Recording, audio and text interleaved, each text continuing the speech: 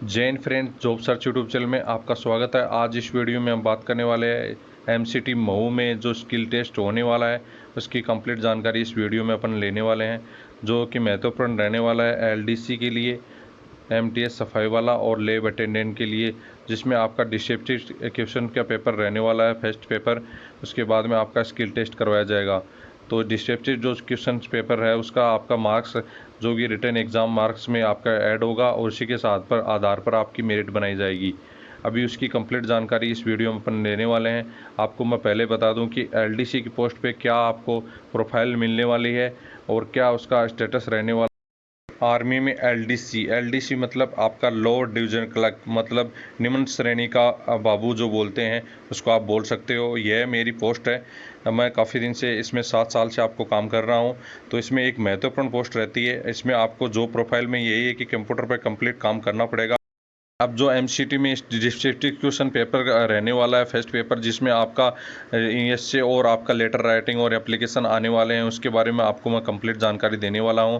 तो इस वीडियो में बने रहें। इसके आगे पर होने वाला है जो कि एलडीसी स्किल टेस्ट के लिए महत्वपूर्ण रहने वाला है।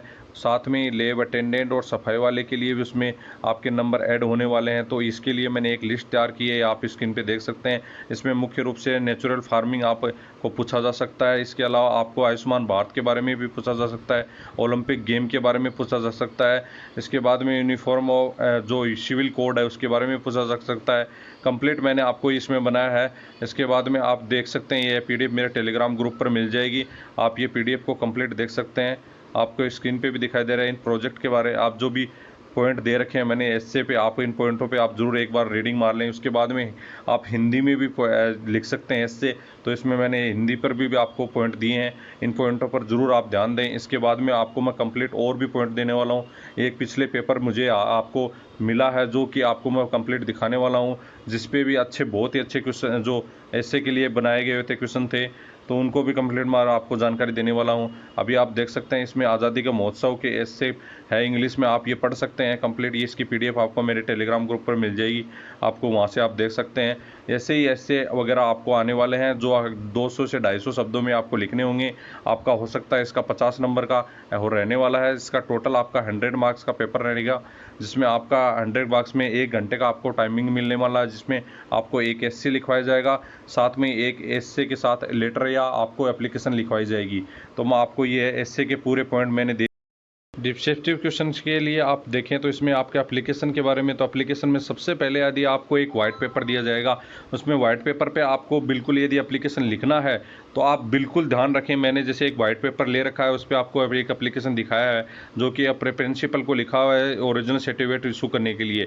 तो आप बिल्कुल ध्यान रखना, यदि आप एप्लीकेशन आपको लिखवाया जाता है तो कंप्लीट ये इसका बात बिल्कुल ध्यान रखना है कि यदि आप एप्लीकेशन के साइड में जो जगह पेपर में इतनी ही जगह आपको रखनी है, जैसे मैंने आपको दिखाई है इस पेपर में, आपको जगह साइड में रखनी है। यदि आपका या आप साइड में जगह नहीं रखते हैं तो आपका यही पॉइंट काटा जाएगा, यही पॉइंट माना जाएगा कि यदि आपको कोई एप्लीकेशन नहीं लिखनी आती है। सबसे ज़्यादा चीज़ें माइनर चीज़ें देखी जाती हैं कि आप जैसे टू से शुरू करते हैं फिर कोमा आना चाहिए, उसके बाद में आपका द प्रिंसिपल उसके बिल्कुल ये नीचे आना चाहिए, थोड़ा सा स्पेस देना है टू के नीचे, हल्का सा स्पेस देने के बाद में उसके बाद में आपका डेट जो लिखना है उसके बाद में हल्का स्पेस आपको देना है। ज़्यादा स्पेस लग रहा है इसमें लेकिन आपको हल्का स्पेस देना है।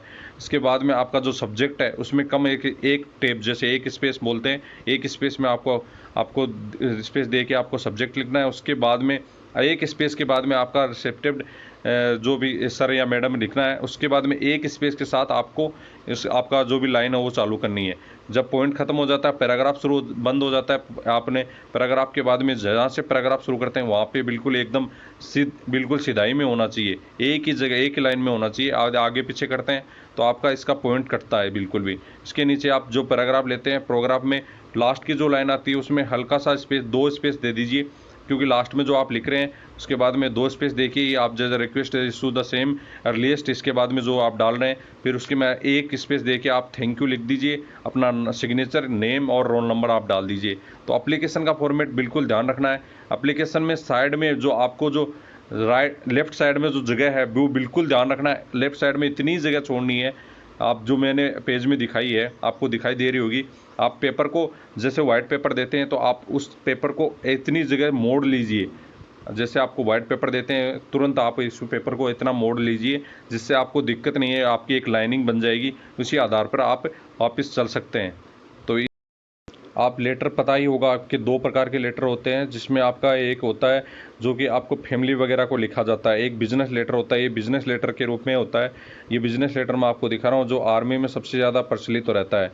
इसमें आप देख सकते हैं, आपको स्क्रीन पे दिखाई दे रहा है, इसमें आपको जैसे ऊपर लिखा है बीएमसी पुणे, बीएमसी पुणे मतलब जो भी ऑफिस का एड्रेस आ जाएगा, ऑफिस का एड्रेस जो भी रहता है वो ऊपर साइड में आ जाएगा। उसके बाद में जो भी आपका लेटर नंबर रहता है, एक ऑफिशियल लेटर नंबर रहते हैं, आप जैसे आर्मी में जॉब करने शुरू कर देंगे तो उसके बाद में पता चलेगा कि आपका क्या लेटर नंबर होता है या और क्या फिर उसका डेट आती है।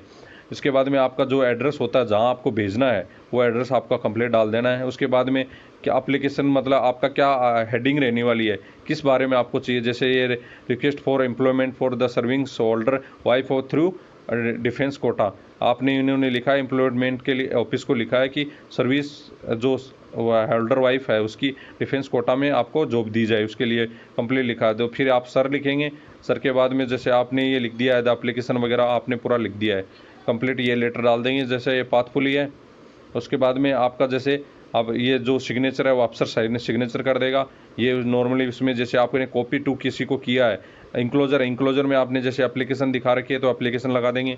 उसके बाद में जो कॉपी टू किया है तो आपने कॉपी टू किस किस को किया है, कॉपी टू का मतलब ये होता है कि इसके अलावा जैसे आपने डायरेक्टर ऑफ ऑफिस को अलावा आप किस किस को लेटर देना चाहते हैं, तो नीचे आपका उनका एड्रेस आ जाएगा और उनको आपको क्या गाइडेंस दे देना चाहते हैं, तो नेसेसरी एक्शन के लिए लिखा है कि जैसे आपको उसके बारे में। ये एक पिछले साल का पेपर है, मैं आपको दिखा देता हूँ। इसमें बहुत ही मतलब इम्पोर्टेंट पेपर रहा है ये, पिछले साल में एक एग्ज़ाम में लगा था। मैं आपको इसको बता नहीं सकता कि कौन से एग्ज़ाम में था, लेकिन ये एक बहुत ही इंपॉर्टेंट पेपर आपके लिए। ये 100 पेपर का 1 घंटे का पेपर था, जिसमें आपको एस्से और आपको लेटर राइटिंग वगैरह लिखने थे।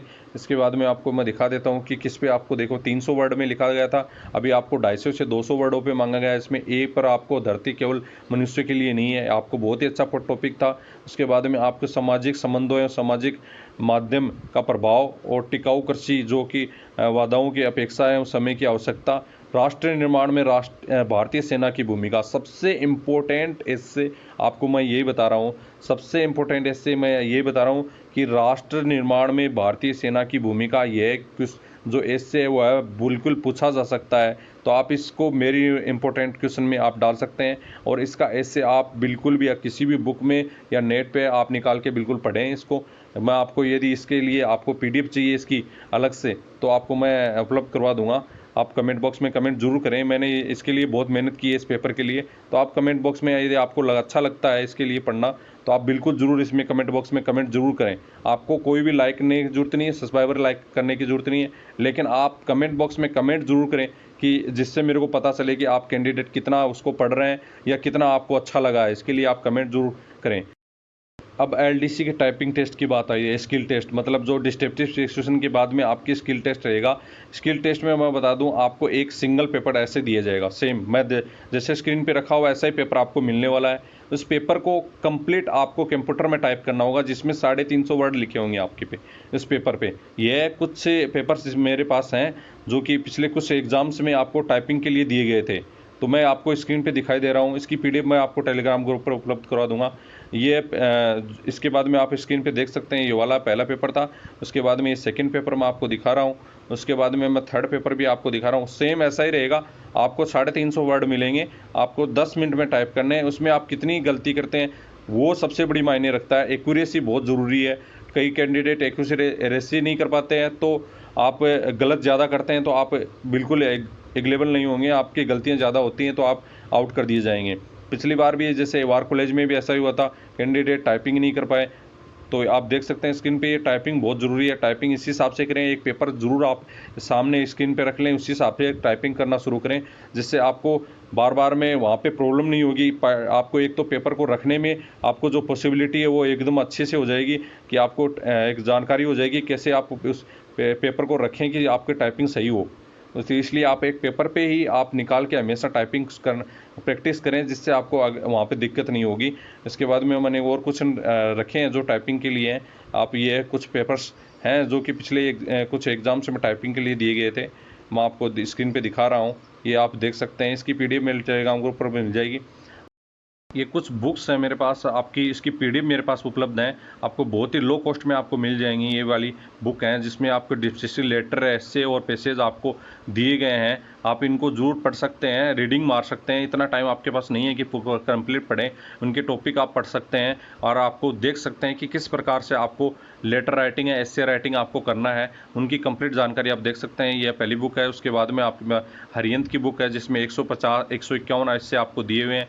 उसके बाद में आपकी ये इंग्लिश की एक और बुक है जिसमें कम्पिटिटिव गुरु नाम से एग्ज़ाम है, जिसमें एस्से है, लेटर राइटिंग है, जो भी आपकी कंप्लीट उसमें फॉर्मेट के अनुसार दिया गया है, जिसमें बहुत सारे एग्ज़ामों में इसको पूछा गया है। तो आपको इसकी PDF चाहिए तो बहुत ही लो कॉस्ट में आपको मेरे PDF मिल जाएगी। टेलीग्राम ग्रुप पर पर्सनल मैसेज करिए, आपको बहुत ही लो कॉस्ट में आपको मिल जाएगी इसकी PDF। इससे संबंधित आपको कोई भी यदि प्रॉब्लम है और इससे संबंधित कोई भी आपको जानकारी चाहिए तो आप कमेंट बॉक्स में कमेंट कर सकते हैं या टेलीग्राम ग्रुप को ज्वाइन करके वहाँ से आप पर्सनल मैसेज भी कर सकते हैं। और बाकी की ट्रेड के लिए मैं आपको बता दूं, जैसे कि ड्राइवर के लिए है या कुक के लिए है, उसके लिए मैं अलग से एक वीडियो बनाने वाला हूँ स्किल टेस्ट पे।